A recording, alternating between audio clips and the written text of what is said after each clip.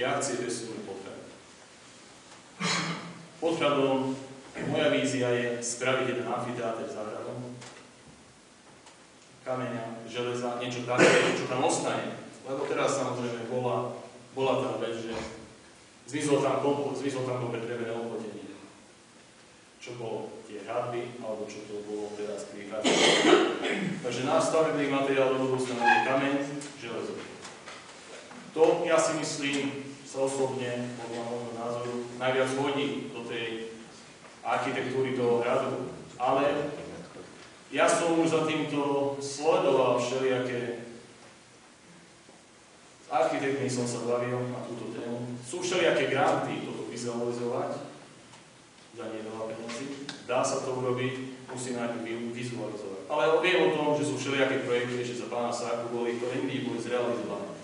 Takže my musíme aj tie staré projekty možno odprášiť a keď budú vhodné, tak použiť tie staré projekty. Čiže môj prvý krok pod hradom by bol už amfiteáter. Nech tu chodia ľudia, nech sa tu zídu, nech tam majú, nech máme z tej obce niečo, nech vieme príjmať peniaze. Takže asi toto je moja vízia toho. Potom samozrejme vystavať tam nejaké reštauračné jednotky. Toto by mali byť pod záštitou obce. A to budeme musieť štát buzerovať, nech nám dá. Nech toto vieme tak zrealizovať, nech ten areál pod hradom je dôstojný. Nie dať to niekomu, čo zase nevie, čo tam je. Musíme to vziať do svojich rúk a do svojich rúk to musíme riadiť. Nie do nejakých neistých projektov. Takže tak, jak som hovoril, toto nám zaberie nemálo času, ale prvé kroky sa budem snažiť urobiť v prvom voľnom období, aspoň ten amfiteáter, ktorý sa dá zrealizovať. Aby sme mohli príjmať hostí ľudí na dátych úrovni. Reforma verejnoprospešných prác, teraz malé služby v našej obci. Viete, zase pri tom turizme sme trošku. Predstavte si, že odídete do obce, kde sa veľa čiernych ľudí opiera o lopaty a zastanete tam jesť. Ja by som sa tam nezastavil ani jesť. Odídete a vidíte smeti, odídete zo strany jednej, druhej, z jednej strany dediny na druhej strane dediny, plno smetí. Ja neviem, viete, my máme 500 VPPčkov, bol taký rok, že mali sme 500, že máme teraz 300, neviem presný počet. Týchto ľudí efektívne využiť by bolo treba. Žiaľ, títo ľudia sú tam v podstate závodné. Ako ich donútiť, ako si ja predstavím budúcu prácu, ja vám poviem jednoducho. Ja nechcem nechcem buzerovať koordinátorov tým, aby nad nimi stáli a robili. Nie, takže sa to nebude robiť. Aby ste mali v tom predstavu, to teraz VPPčkári boli tam za odmenu, mňa budeš voliť, toto, za všelijaké odmeny, toto nebude. To nebude tak, kto robí, kto chce robiť. Vydám mu robotu, ide toto zametať. Príde koordinátor, ak to nebude urobené, končíme s ním spoluprácu. Jednoducho s tým skončíme spoluprácu, pretože ak chce získať pracovné návyky, nech sa páči, ja mu tú možnosť poskytnem. Ale ja za to očakám takú prácu. Nikto na nej nebude stať ani gumenovým obuškom, ani ničím, bude robiť samostatne. Bude mu vydaná robota a keď ju nesplní tak, jak my to očakávame, to už je. Nemusí zajtra prísť, nemusí pozajtra prísť, môže si kúkať, keď chce.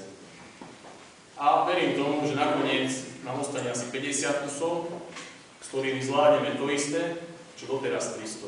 Možno ani 50 nebude treba. Ten obrovský potenciál my tu tak zanedbávame. Na tých VPPčkárov sa dajú získavať určité odnosy peniazy. Naskal som do programu, nedal také veci ako smetisko, kultúru, čo by malo byť prirodzené. Nemalo by to obsahovať žiadny politický program, lebo politik nie je tam kvôli tomu. To je prirodzená vec, že keď ľudí okolo sebe. Okolo tých smetí sa dotknem, keď sme pri tých VPPčkárov. Vidíte tam čiernu skládku pri futbalovom ihrisku, nie je čierna, to nikto neoznačil. Je tam v podstate skládka odpadu. Ako by som ju ja realizoval jej odstránenie, poviem jednoducho. Máme už zase ten vychýrený separátor, kúpime na toho štiepačku. Tie peniaze na tú štiepačku sa dajú získať z tých fondov, na ktorú nám úrad práce dá na týchto VPPčkách. Nestojí to také veľké peniaze, 2-3 tisíc eur, ale to stojí nové. S tou štiepačkou, väčšinou sú tam konáre, áno, a všelijaký bioodpad. S tou štiepačkou naštiepame, urobíme z toho humus a možno, že ešte aj nakoniec predávať to budeme môcť. Takže ja mám o tom takú predstavu o týchto veciach. Chcem použiť ten baťovský systém, trošku máme niečo, vyrobíme. Stále trošku obnovať. Takže ja o tom mám svoju jasnú predstavu, ako by to malo ísť. A verím tomu, že to dosiahne tak, že to bude mať svoj efekt. Takže toľko o mojej reforme. Služby starším občanom a slobodným matkám. Je tu pekné, že pozrieme u dôchodcov stále na takú žúrku, takú party urobíme im, pozastavíme sa nad nimi. Je to pekné, zase je to kultúrna akcia.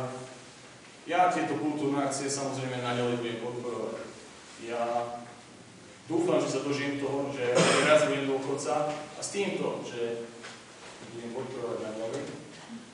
S týmto dúfam, že aj keď sa raz dožijem toho životu, že budem na dôchodku, a ja si to budem užívať to, čo oni teraz vytvorili. Lebo oni to v podstate, tú prácu, čo tam robia, nechávajú na ostatné generácie, aby sme to mali. Dáte zázemie svoje, ak tu budeme mať svoje zázemie. Lebo ak to takto pokračuje, tak pomaly budeme hostmi o svojej dedine. Služby starším občanom predstavujú tým, mnoho starších žien, starších mužov, zdravotne postihnutých alebo podobné. To nebude len starším ani slobodným matkám.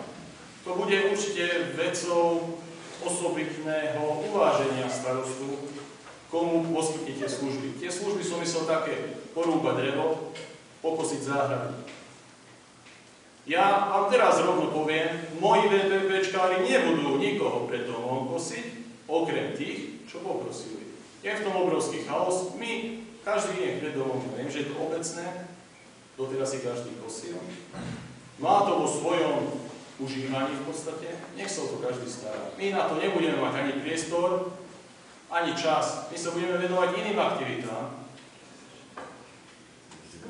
Ja by som chcel radšej tieto aktivity prenechať takým ľuďom, lebo samozrejme sú aj medzi VPPčkármi určite takí ľudia, ktorým dôverujem, aj keď sú to cigáni, ktorým viem, že odídu ku tým starým ľuďom, ničím nezoberú zo dvora, keď im porežú drevo, pokosia záhradu, to sa týka aj tých slobodných matiek, kritéria, to som len načrtol, kritéria budú všelijaké. Keď je niekto invalid, kto im pomôže v tejto dedine? Na to nikto nemyslí. Robíme tu všelijaké veci, ale na to nikto nemyslí, že žijú medzi nami takí ľudia, ktorí sa možno nevedia, ktorí sa im do klubu dôchodcov zabaví, lebo majú také problémy. Na tých dá každý pozabúda. Treba sa k tomu tak postaviť, že sme tu všelijakí a budeme sa snažiť týmto ľuďom pomôcť. Ešte raz hovorím, kosenie. Kto si nevie pokosiť starší, samozrejme, nie je mu táto vec odopretá. Nikomu. Ja to určite budem vedieť posúdiť, že kto si to toto potrebuje, kto nie. Takže asi toto vytvorím. Podpora miestnych podnikateľov. Vieme dobre, že aj pod hradom pán Kerekeš má už taký projekt rozbehnutý. To je jeden projekt, ktorý dnes sa hodí do toho otvorenia toho hradu, lebo to otvorenie toho hradu musí jednoducho obec, musíme ten nový život chytiť teraz. Nemôžeme tú letargiu mať, tú špinu, čo máme kolo seba. Nemôžeme tak otvárať strát. Musíme do niečo nového vstúpiť. Podpora miestnych podnikateľov. Každý, kto bude mať určitý dobrý projekt, dobrý nápad, čo sa týka podnikateľov, určite im to umožní. Podpora podnikateľov nespočíva len v tom, aby som im tie dobré nápady presadzol, umožňoval. Podpora podnikateľov spočíva aj v tom, že napríklad nepôjdeme motikeryle kupovať do Rožňavy, pôjdeme tu na rok si kúpiť a možno, že to máme lacnejšie aj tu. Takže aj toto je jedna časť podpory podnikateľov. Čo najviac využívať to, čo máme doma. My máme na to potenciál, máme na to ľudí. Žiaľ, tie ľudské vzťahy sú častokrát také, že nevyužívame toho druhého. Trošku sa musíme od toho dištancovať. Ja osobne ani s jedným, ani s druhým, ani s tretím nemám žiadne problémy. Takže ja v ich spolupráci nevidím žiadne ďalšie problémy týchto vecí. Takže toto by asi bolo stručne, čo som chcel povedať. Ja by som rád odovzdal slovo aj vám v takej diskusie, čo som nepovedal. Možno ešte také myšlienky sa mu zasekli, čo som nepovedal. Ale prepáčte mi, rozprávam každý deň pred 100 ľuďmi. Aj kus trénu mám. Aj tá slovenčina vyjde tak, jak ide, ale... Takže rád by som bol, keby ste vypovedali také svoje otázky, také svoje námietky. Skúsim na ne odpovedať.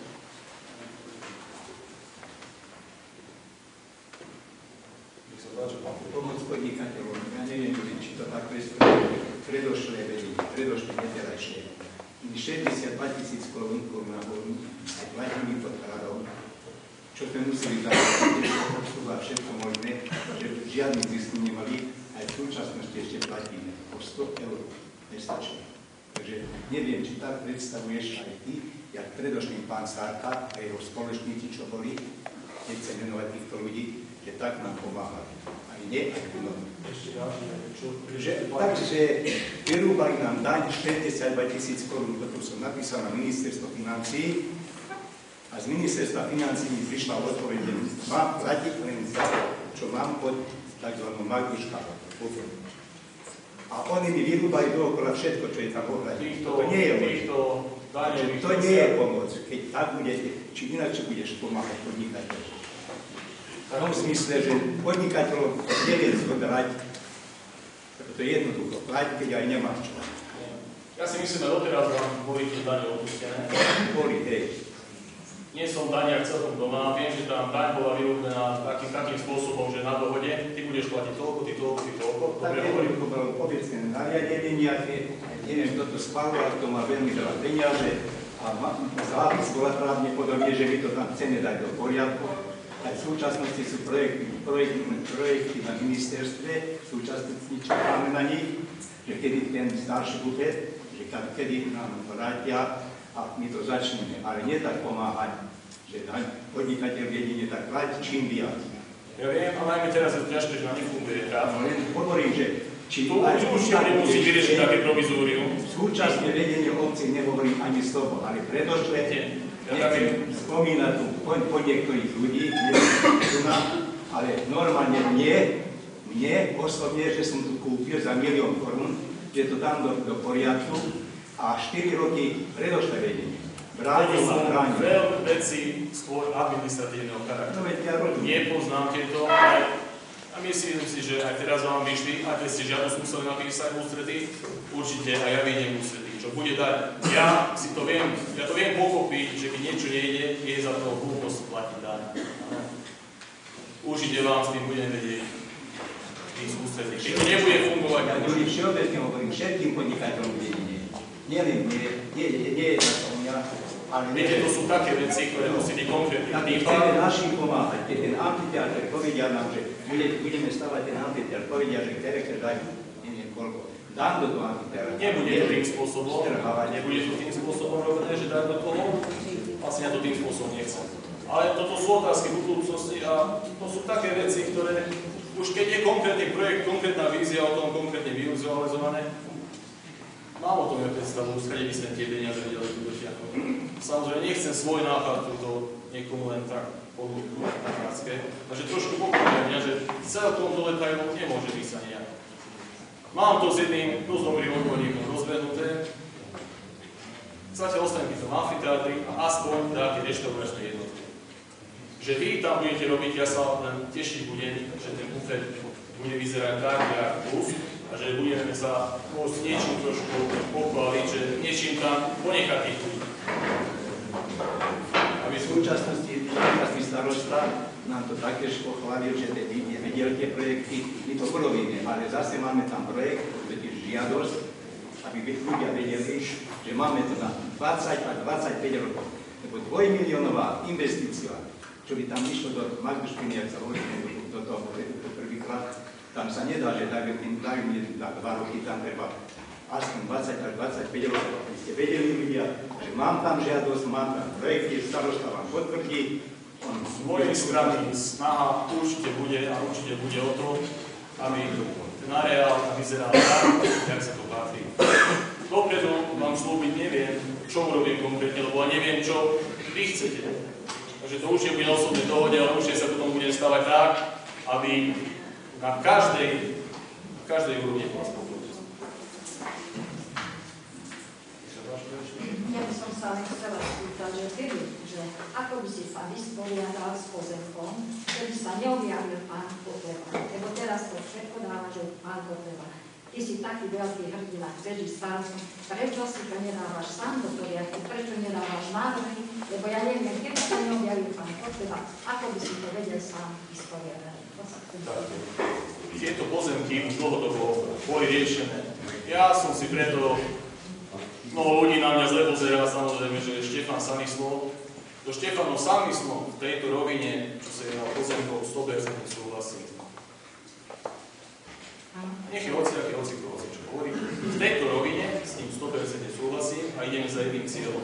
On tieto pozemky tu spätne 14 rokov už vyšľa. Cirka 14 rokov a potom musí. Pán Kotleba by to neprevzal. Ako by si to vyriešil ty? To sa pýtam. Takto. Momentálne sú také tlaky súra, kým sa nemedializoval, odšuflikovať to tak, aby sa s tým nedialo nič. My by sme naďalej 10 rokov podávali odvolania, žiadosti, kadečo, aby to nebolo medializované. Aby to nebolo medializované, stále by sme si len písali s dotyčnými úradmi naďalej 10 rokov. Takže takto by sme sa asi nedostali na ten bod, čo sme teraz, možno o 10 rokov. Samozrejme všelijakými administratívnymi prieťahmi. Lebo to sú len všelijaké administratívne prieťahy, čo oni robili. Vydali všelijaké vyjadrenia, ktoré sú absurdné. Ale oni nás tým držia v šachu. Samozrejme, ani ja, ani jeden z nás nie je právnik. Zaplatiť právnika je obrovský peniaz. Aby sme boli. Čiže keby oni nedošiel a nepomáhal, tak to by všetko ostalo tak, by si s tým nevedel. Momentálne je v obci taká nálada, že toto celé je len mediálne halo, a neviem čo, aby sa on zviditeľnil. Ja vám poviem tak, a nielen ja, povedal to aj pán Polák, že ak by sa toto tu nestalo, čo sa stalo, samozrejme on sa uznal, že by sa veci neboli nikde. Ten mediálny tlak vznikol, štát mnohonásobne ukázal, koľkokrát porušil ústav v podstate, práva vlastníkov, aj doteraz nikomu to nie je. Ja to chcem povedať, dúfajme, že tento systém, táto vláda, čo je tu doteraz, o 2 roky skončí. Budú tam aj iné zastúpenia, týmto nemyslím také komerčné strany, respektíve ja ich volám finančné skupiny typu Smer, SMK, Mosty, kadečo. Ja ich to beriem za ich finančné skupiny. Tieto nikdy nepresadia to.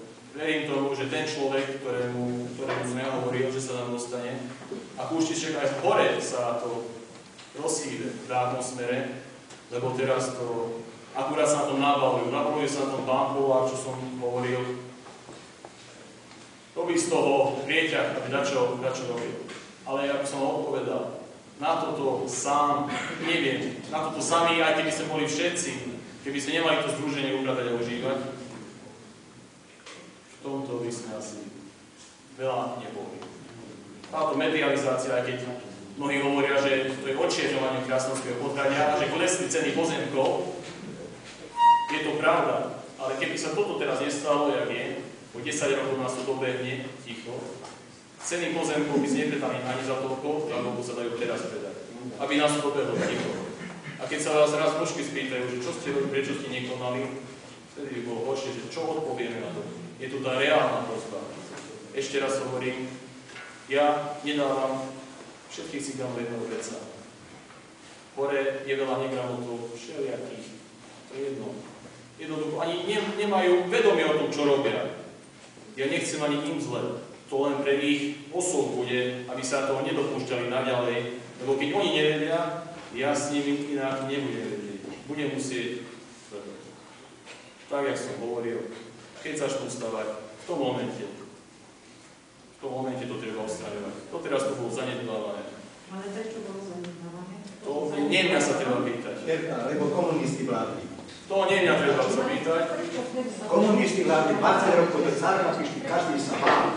Odlož, tak je poviem úprimne. Každý sa bál, že ešte ďalších, bolo povedané, že ešte ďalších 20 rokov bude vládnuť a za to každý sa bál. Ešte aby som doplnil, samozrejme, jak pán Kotleba vyhral tie voľby župana, obrovská agentúra právnikov ponúkla bezplatné služby. Teraz pre nás je to bohužiaľ, lebo on nie tam sa mal dostať. Podľa mňa to je teraz jeho zbytočná méta, že tam je na tom kraji, on sa mal rovno dostať do parlamentu, tam by nám veľa viac osobov robiť, ak by vedel. Ale máme poskytnuté také právne služby, ktorými v budúcnosti budeme vedieť žiť, ako združenie ukladať a užívať. Samozrejme teraz je zaneprázdnený na svojom mieste, ale to ja si myslím, že budúci týždeň povie on sám svoju víziu, svoje veci. Teraz nebude to, nemyslíte si teraz tak, že to bude mávnutím čarovného prútika a všetko sa vyrieši. To bude trvať. Ale týmto spôsobom, jak to doteraz šlo, určite to nepôjde. A žiaľ nevidím od tých ľudí ani snahu, aby to robili ináč. Že bude to musieť urobiť tak, ako som to prezentoval, niečo v tomto duchu. A hľadať zákony, a hľadať, učkovať veci, aby som to vedel usporiadať tak, ako to je. Dôležité bude nevydávať všelijaké, čo sa stalo. Mnohí ľudia nevedia, že na tých pozemkoch, čo sú naše súkromné, napríklad aj toto vláda ignoruje. Hovoria, že nemajú kam ísť, nemajú čo robiť. Nemajú príbytok. Mnoho ľudí nevie, že tam 80% tých stavieb pochádza. Vlastne takí ľudia, čo predtým mali vrožňané paneláky, majú vrožňané byty. A teraz oni klačú, že nemajú kam ísť. Neviem. Viete, boli za mnou cigáni, hovorili, že nech im predám. Som si pýtal, že doteraz neboli. Mali rôzne výhovorky, som hovoril, že starosta, toto, tak hovorím, tam je súd, potom to treba tam prezentovať. Ja si nebudem s nikým naťahovať, osobitne. Samozrejme, súdnou cestou to je jedno. Ja som vysvetlil cigánom to, že keby som ja toto urobil, čo urobili oni, som im povedal jeden príklad, vzorový. Tam je lúka, ja si zaumiením, lebo som mladý, lebo nemám kde robiť, si zaumiením, že tam postavím dom. Ani ma nebude zaujímať, lebo takto mi povedal, príde Peťo, tak stážaj si kde chceš.